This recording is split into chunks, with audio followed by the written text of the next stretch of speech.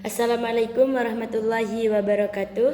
Alhamdulillahirabbil alamin. Segala puji bagi Allah Subhanahu wa taala yang telah memberikan kita nikmat iman, Islam, kesehatan serta kesempatan sehingga pada hari ini saya dapat menyampaikan ulasan ulang materi usul fikih. Salawat serta salam semoga senantiasa tercurah kepada junjungan kita Nabi Muhammad SAW beserta keluarga, sahabat, dan seluruh umatnya hingga akhir zaman. Perkenalkan, saya Iradatul Iza. Pada kesempatan kali ini, saya akan menyampaikan ulasan ulang materi usul fiqh yang telah kita pelajari selama semester 2. Tujuan dari presentasi ini bukan hanya untuk mengingat kembali materi yang sudah dipelajari, tetapi juga untuk memahami bagaimana ilmu usul fiqh menjadi dasar dalam menetapkan hukum Islam. Oleh karena itu, saya berharap dapat mengikuti penjelasan ini dengan baik.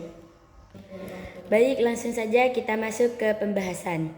Pada presentasi kali ini, saya akan membahas beberapa materi pokok dalam usul fiqh yang sudah kita pelajari selama 1 semester.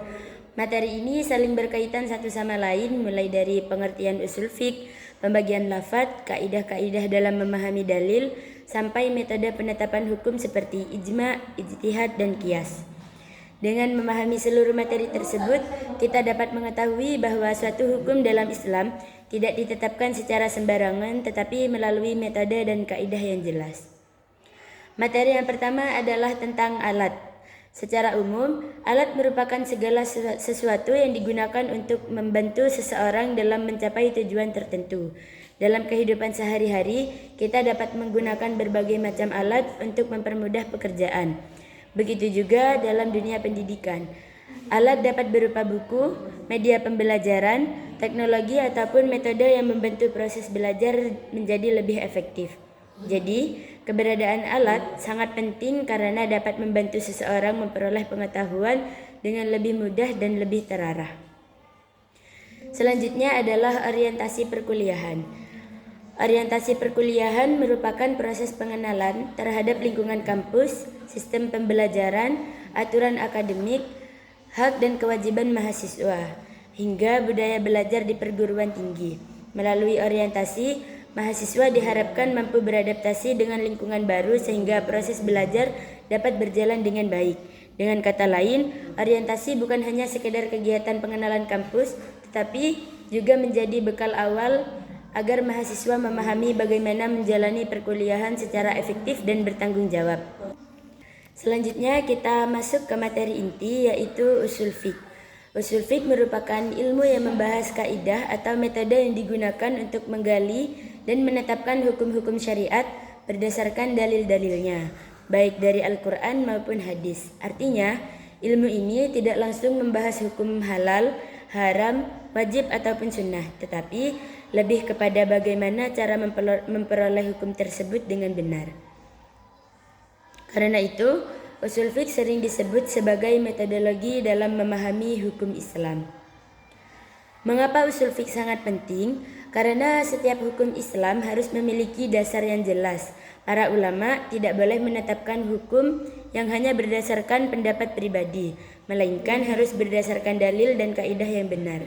Dengan mempelajari usul fiqh, kita juga belajar bagaimana memahami ayat dan hadis sesuai dengan konteksnya sehingga tidak mudah salah dalam mengambil kesimpulan. Oleh sebab itu, ilmu usul fiqh menjadi pedoman utama bagi para ulama ketika melakukan ijtihad dalam menyelesaikan persoalan-persoalan baru yang belum dijelaskan secara tegas dalam Al-Quran maupun hadis. Berikutnya adalah pembagian kalam. Dalam usul fiqh, kalam dibagi menjadi 2 macam. Yang pertama adalah kalam wadih, yaitu lafadz yang maknanya sudah jelas sehingga dapat dipahami secara langsung tanpa memerlukan penjelasan tambahan. Sedangkan yang kedua adalah kalam ghairu wadih, yaitu lafadz yang maknanya belum jelas sehingga masih membutuhkan penafsiran atau penjelasan lebih lanjut. Pembagian ini sangat penting karena tidak semua nas memiliki tingkat kejelasan yang sama. Ada yang langsung dapat dipahami, tetapi ada juga yang memerlukan penjelasan dari ayat lain, hadis ataupun pendapat para ulama. Selanjutnya yaitu amar. Amar berarti perintah dari Allah Subhanahu wa taala atau Rasulullah Shallallahu Alaihi Wasallam untuk melakukan suatu perbuatan. Dalam kaidah usul fiqh dijelaskan bahwa pada dasarnya setiap amar menunjukkan hukum wajib, selama tidak ada dalil lain yang mengubah hukumnya menjadi sunnah atau makna lainnya. Sebagai contoh, perintah mendirikan salat dalam Al-Quran menunjukkan kewajiban bagi setiap muslim yang telah memenuhi syarat. Jadi, ketika kita menemukan bentuk perintah dalam dalil, kita tidak boleh langsung menyimpulkan hukumnya tanpa melihat konteks dan dalil pendukung lainnya. Kebalikan dari amar adalah nahi, yaitu larangan. Nahi merupakan tuntutan dari Allah Subhanahu wa taala atau Rasulullah Shallallahu alaihi wasallam agar meninggalkan suatu perbuatan. Dalam kaidah usul fiqh, pada dasarnya nahi menunjukkan hukum haram kecuali terdapat dalil yang mengalihkannya kepada hukum lain, misalnya makruh. Tujuan adanya larangan adalah untuk menjaga manusia dari sesuatu yang dapat menimbulkan kerusakan atau kemudaratan, baik bagi diri sendiri maupun orang lain. Selanjutnya yaitu lafadz am. Am merupakan lafadz yang bersifat umum dan mencakup seluruh individu yang termasuk dalam makna tersebut.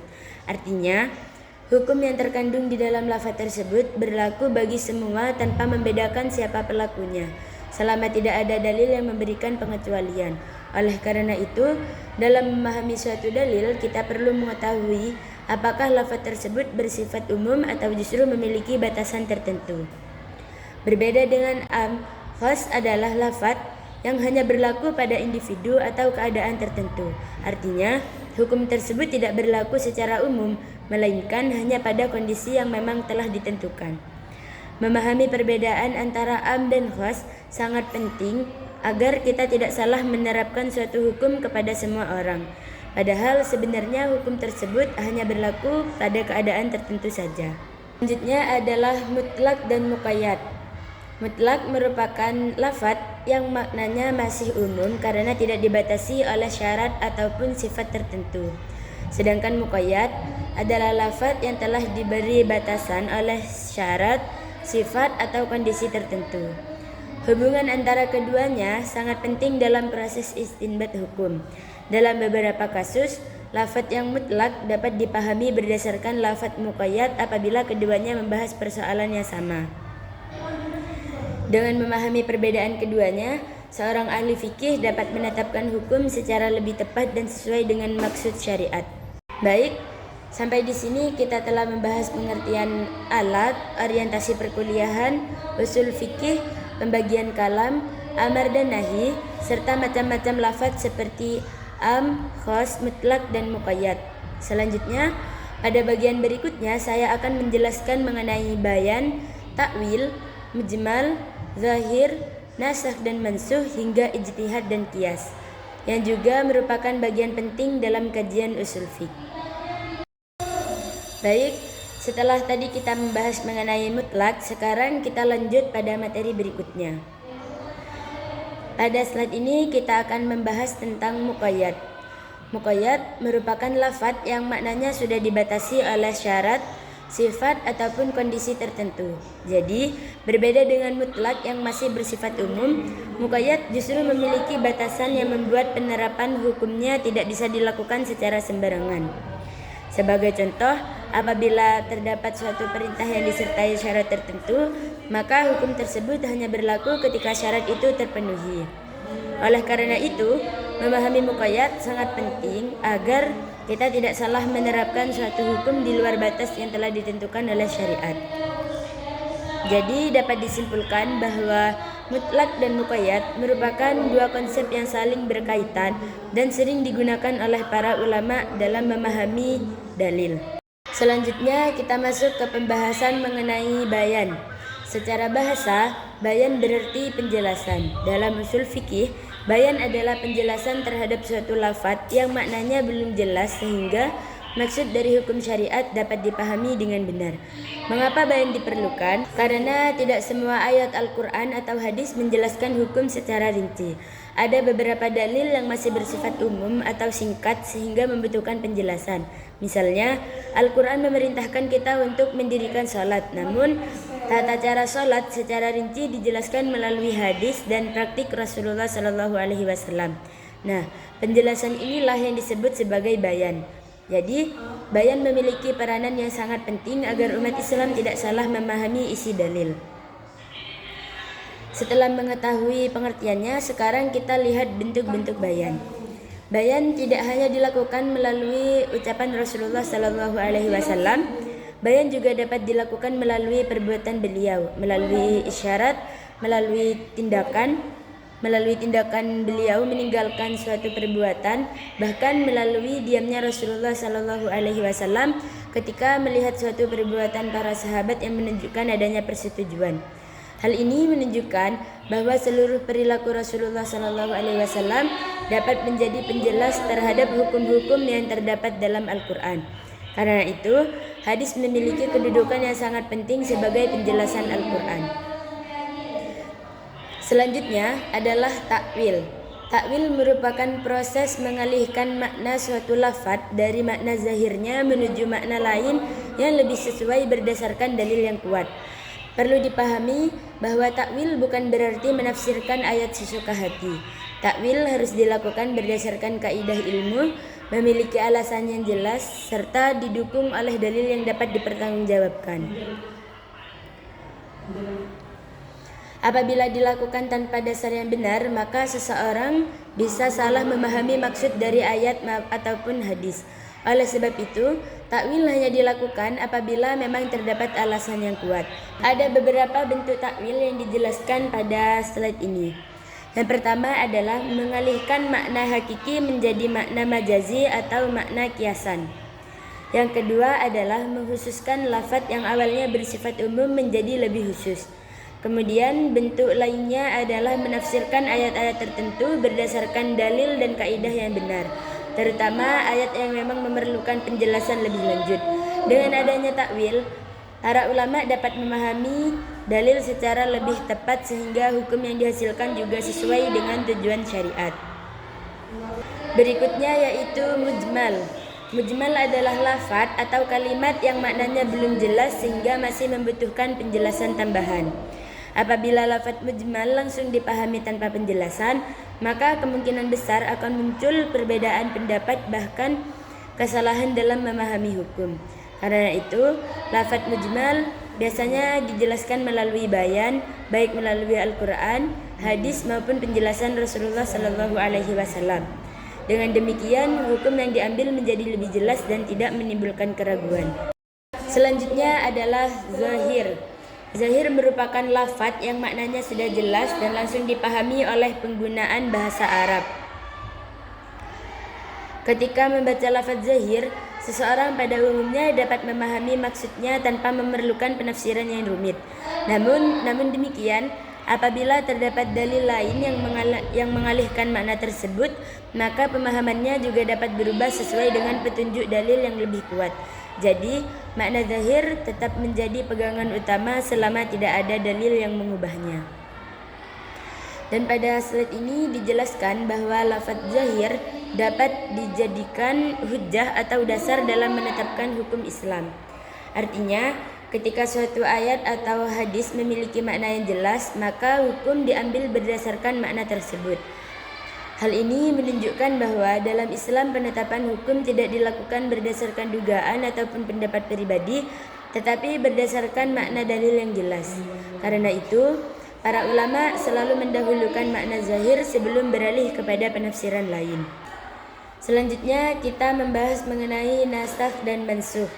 Nasakh berarti penghapusan atau penggantian suatu hukum syariat oleh hukum yang datang setelahnya. Sedangkan mansukh adalah hukum yang dihapus atau diganti tersebut. Mengapa hal ini bisa terjadi? Karena pada masa turunnya wahyu, kondisi umat Islam terus berkembang sehingga beberapa ketentuan mengalami perubahan demi kemaslahatan umat. Namun perlu dipahami bahwa setelah wafatnya Rasulullah Shallallahu Alaihi Wasallam dan wahyu telah sempurna, tidak ada lagi proses nasakh dalam syariat Islam.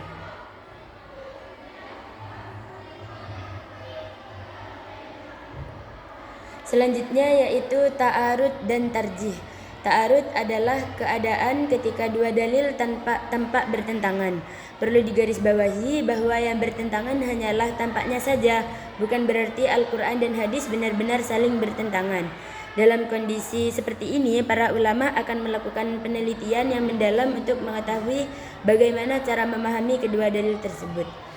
Apabila salah satu dalil memiliki kedudukan yang lebih kuat, maka dilakukan tarjih, yaitu memiliki dalil yang lebih kuat untuk dijadikan dasar hukum. Dengan demikian, hukum yang dihasilkan tetap sesuai dengan kaidah usul fiqh. Nah, pada bagian selanjutnya ini dijelaskan mengenai tujuan adanya nasakh dan mansukh. Tujuan yang pertama adalah memberikan kemudahan kepada umat Islam dalam menjalankan syariat, kemudian menyesuaikan hukum dengan perkembangan kondisi masyarakat pada masa turunnya wahyu. Selain itu, nasakh juga bertujuan untuk menjaga kemaslahatan umat, menghindarkan kemudaratan, serta menunjukkan bahwa syariat Islam diturunkan secara bertahap sesuai dengan kebutuhan manusia. Dari sini kita dapat memahami bahwa setiap ketentuan dalam Islam memiliki hikmah dan tujuan yang baik bagi kehidupan manusia.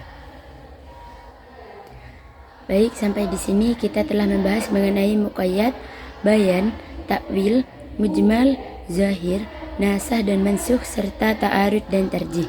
Selanjutnya, pada bagian terakhir saya akan menjelaskan mengenai ijma', hukum taklifi, nahi, ijtihad dan qiyas sebagai penutup dari ulasan materi usul fikih ini. Baik, setelah kita membahas mengenai nasakh, mansukh serta ta'arud dan tarjih, selanjutnya kita masuk ke pembahasan terakhir dalam ulasan materi usul fikih ini. Pada slide ini dijelaskan bagaimana cara menyelesaikan ta'arud atau pertentangan yang tampak antara dua dalil. Dalam usul fikih terdapat 3 cara utama. Cara yang pertama adalah jam'u, yaitu mengompromikan kedua dalil agar keduanya tetap dapat diamalkan tanpa harus mengesampingkan salah satunya. Cara ini menjadi pilihan utama apabila memang memungkinkan. Apabila kedua dalil tidak dapat dikompromikan, maka digunakan cara yang kedua, yaitu tarjih, yaitu memiliki dalil yang memiliki kekuatan lebih tinggi berdasarkan kaidah-kaidah yang telah ditetapkan para ulama. Sedangkan cara yang terakhir adalah nasakh, yaitu menggunakan dalil yang datang lebih akhir untuk menggantikan hukum sebelumnya apabila memang memenuhi syarat terjadinya nasakh. Hal ini menunjukkan bahwa para ulama sangat berhati-hati dalam memahami dalil sehingga tidak mudah mengatakan bahwa dua dalil saling bertentangan. Selanjutnya yaitu ijma'. Ijma' merupakan salah satu sumber hukum Islam setelah Al-Quran dan hadis. Pengertian ijma' adalah kesepakatan seluruh mujtahid pada suatu masa setelah wafatnya Rasulullah SAW mengenai suatu hukum syariat. Mengapa ijma' memiliki kedudukan yang penting? Karena kesepakatan para ulama menunjukkan bahwa suatu persoalan telah dikaji secara mendalam berdasarkan Al-Quran, hadis, serta kaidah-kaidah syariat. Dengan adanya ijma', umat Islam memiliki pedoman yang lebih kuat dalam menghadapi berbagai persoalan yang muncul di masyarakat. Ijma' dibagi menjadi 2 macam. Yang pertama adalah ijma' sarih, yaitu kesepakatan seluruh mujtahid yang dinyatakan secara jelas baik melalui ucapan maupun tulisan. Jenis ijma' ini diterima sebagai hujjah oleh mayoritas ulama. Sedangkan yang kedua adalah ijma' sukuti, yaitu ketika sebagian mujtahid menyampaikan pendapat sementara mujtahid yang lain tidak memberikan tanggapan ataupun penolakan. Namun mengenai kehujahan ijma' sukuti masih terdapat perbedaan pendapat di kalangan ulama. Hal ini menunjukkan bahwa dalam ilmu usul fiqh juga terdapat ruang untuk perbedaan pendapat yang tetap didasarkan pada argumentasi ilmiah. Selanjutnya kita membahas tentang hukum taklifi. Hukum taklifi merupakan ketentuan Allah Subhanahu wa Ta'ala yang berisi tuntutan kepada kaum mukallaf atau orang yang sudah dibebani hukum syariat. Tuntutan tersebut dapat berupa perintah untuk melakukan suatu perbuatan, larangan untuk meninggalkan suatu perbuatan, ataupun memberikan pilihan terhadap suatu perbuatan. Dalam pembelajaran fikih, hukum taklifi kemudian dikenal menjadi 5 macam, yaitu wajib, sunnah, haram, makruh, dan mubah. Kelima hukum inilah yang menjadi pedoman bagi umat Islam dalam menjalankan kehidupan sehari-hari. Setelah mengetahui pengertiannya, sekarang kita melihat fungsinya. Hukum taklifi berfungsi sebagai pedoman bagi setiap muslim dalam menentukan sikap dan perbuatan sesuai dengan syariat. Selain itu, hukum taklifi juga berfungsi untuk menjaga kemaslahatan manusia, mencegah terjadinya kerusakan atau kemudaratan, serta menjadi dasar penilaian pahala dan dosa.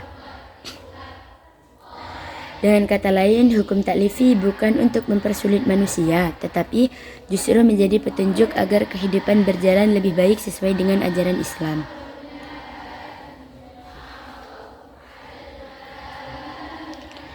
Dan pada slide berikutnya dibahas kembali mengenai nahi atau larangan.